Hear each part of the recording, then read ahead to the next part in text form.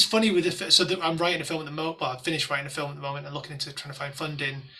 That is about a director who goes over to Spain to a film festival, and what's been interesting is in that film, because it's about films, I've actively been trying to put little nods from films in there. Like there's a moment in the film where he does this, and I quite like that, which is obviously a Godfather reference. But I kind of like the idea of that, which is actually a bit of a rip off in the sense of the film Breathless. I've not seen Breathless. But is it Godard or? But anyway, within the film, the main character keeps rubbing his lips like this all the time. It's really weird. It's kind of like you kind of go, this is a very strange choice for the, and then you find, yeah, God, I thought it was Godard. And it's like a weird choice. And then you find out the reason why is because even though French New Wave inspired quite a lot of 1970s Hollywood, French New Wave was also obsessed with old Hollywood, and it was actually it was a reference to. It's very weird. It's Bonnie and Clyde. It's a reference to Warren Beatty had like really big lips, and so the guy was obsessed with Warren Beatty and was just like playing with his lips all the time, and that's what it's a reference to. And you go, it's kind of weird because obviously Bonnie and Clyde was massively influenced by French New Wave, and so it's like this kind of this weird thing going on. Yeah, I like the writing experience. I write as well, like I'm watching a movie. That's how I write. I watch it and I'm like, what would they say and how would they say? And I guess because I don't know, I'm going to give some advice in a minute, but what I like about that, and the reason why I think it works, is that you're probably more critical of a film while you watch it, but a lot of people write thinking they're a genius. So they have a tendency of just going, oh, this is amazing what I'm writing great things. And you kind of go, probably not. It's probably good for you to rewrite it like a film because you're then more judgmental. That's stupid. Why would that character say that? That's a stupid thing. And kind of be a bit more judgmental of your own writing because you're kind of experiencing it like a viewer rather than a writer. Yeah.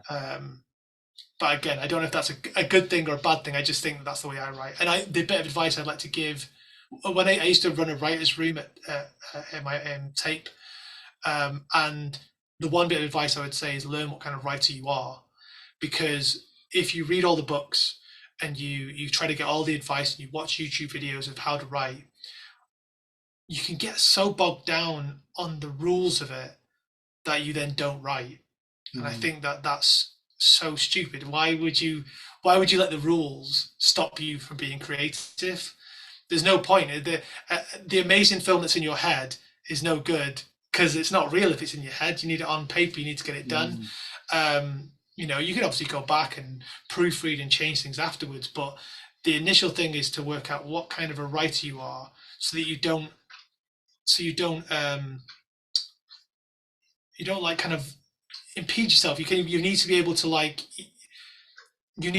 write and feel creative, and the only way you're going to do that is if you know what kind of a writer you are and lean into that.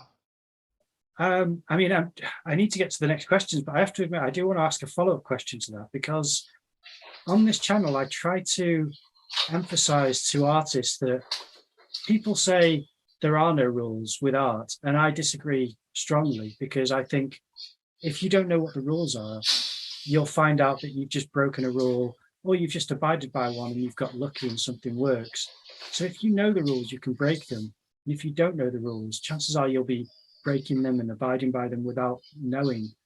So with filmmaking or writing, do you think you write first and then learn how to impose the beat structure on your writing afterwards, so that you can then have a 3-act or structure or something like that? Or well, I think, well, you've said this in one of your videos that I've watched on YouTube, but like I agree with the theory of you should know the rules so that you know why you're breaking them, and that isn't just like, because there's a difference between being creative and just being, and not studying, not knowing your craft. There's a difference between going, I'm an artist and I'm going to do whatever I want, and not know why you're doing it. I mean, I've got, there are a handful of people in the world who just happen to be geniuses, who could just literally pick up a brush and not pay attention to any rule and make something beautiful. But are you one of those people? Like that's the thing. there are some really hard rules that you need to that you need to follow, because you can really mess with you'll ruin your movie, because it, like, simple things like, the not crossing the line, the 180 Yeah. rule with camera, stuff like that. If you mess that up, which I have messed up and every filmmaker has messed up, you get into the edit and all of a sudden you realize that your characters are flipping all over the place and not staying in the right place. So there are certain rules that you could really do with knowing, just because if you don't do it, you'll ruin your movie. But I think, and I'm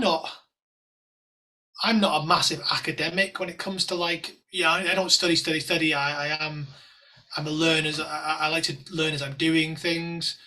But knowing the rules so that you're breaking them is a really great skill. Because every rule that exists normally exists because someone broke another rule. There's a lot, the idea of that third act structure. That's kind of, a lot of people are kind of saying that's dead, and a lot of people are doing like these kind of eight act structures now, like these new way of formulating films. I mean, that's not really me. I'm still a 3 act guy, but like, that's amazing if you can do that, and if you know how to do it and make it engaging, then that's brilliant. And no one's gonna